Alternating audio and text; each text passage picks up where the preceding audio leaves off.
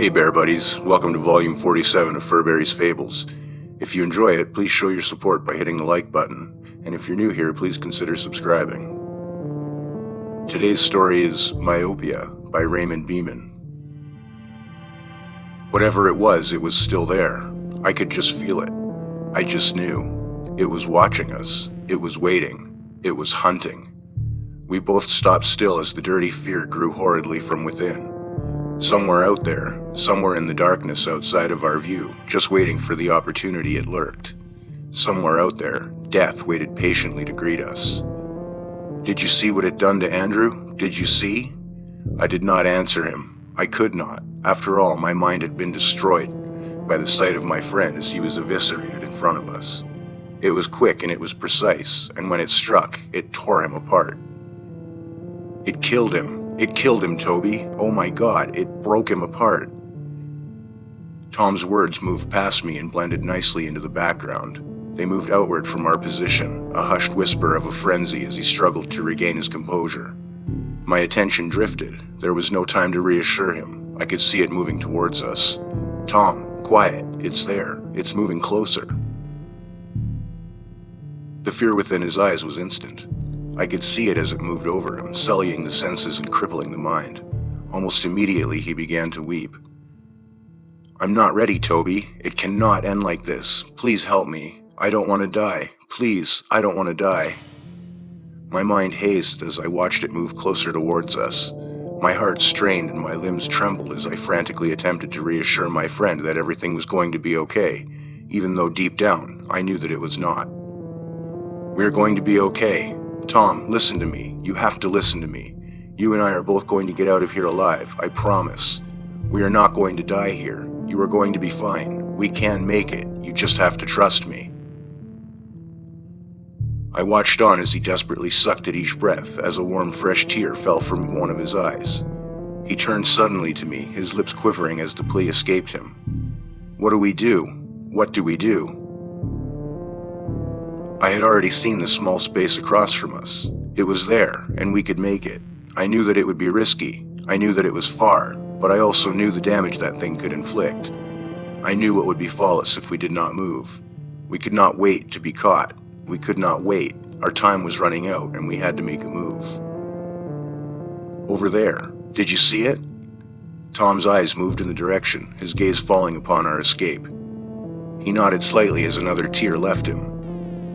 There. If we can just make it over there, then we can hide. We can survive this. Whatever this thing is, it is too big to get us if we hide in there. We're going to have to run for it. We're going to have to try. It was clear that Tom knew that we would eventually have to make the run. After all, the vast open distance between us and our escape was obvious to see. A barren, open, and even landscape stretched a great distance in front. An infinite void of oblivion that contained a deep danger that would follow us every step of the way. There were no rocks, there were no hiding spots, there was nothing but the never-ending emptiness. Out there we would be exposed. Out there, if anything happened, there would be nowhere to run. But Tom knew this, and so did I. After all, our options were limited, and before long, if we did not make our move, the thing which was waiting for us would. Slowly he nodded his head. I don't know if I can do this, Toby. I raised an arm, bringing it to rest upon him. You can. Just keep moving, okay? Just follow me, and eventually everything will be fine. Again he nodded, as he wiped away another growing tear. Okay. In slow motion, my head turned and focused on the spot across the clearing. It was now or never. Run! The word exploded in a flash of adrenaline as we finally moved. We darted from our hiding spot and moved rapidly into the clearing, our eyes focused on our destination and fixed. There was no thought, no rationale or reasonable call to action, only the primal response to survive, a strong will which guided our legs and carried us with speed straight out and into the clearing in a desperate search for self-preservation. We were moving fast. We were getting across. We could make it. Only 10 more feet to go. From just behind us, a great wind picked up as I felt it approach. 9 more feet. The wind grew in intensity as its great large form moved through the air. 8 more feet. The sky above us turned black as its stature blocked the light from our world. 7 more feet. The ground rumbled under the weight of its movement. 6 more feet. My head turned in slow motion as my gaze locked upon Tom. 5 more feet. Tom turned to me and his eyes met mine. 4 more feet. His mouth quivered slightly as we neared our escape. 3 more feet. Tom turned his head, noticing the danger coming down upon him. 2 more feet. His eyes moved back upon me as his lips moved in one final desperate plea. 1 more foot. Toby? It was too late. Right at the moment we were about to enter the small space, the horrid thing above brought the solid mass down upon him, impacting Tom with the great force as the weight above him crushed him into oblivion.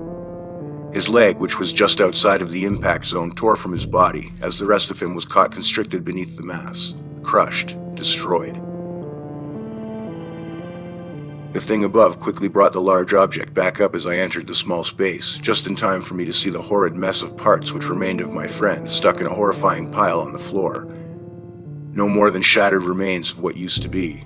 I moved quickly into the darkness of the hole as the tears began to fall from my eyes. Slowly I turned, looking back out into the open space, back upon the pile of nothing which remained of Tom. "I'm sorry, Tom," I spluttered as the grief consumed me. "Sleep well, my friend. You were the best spider that I've ever known."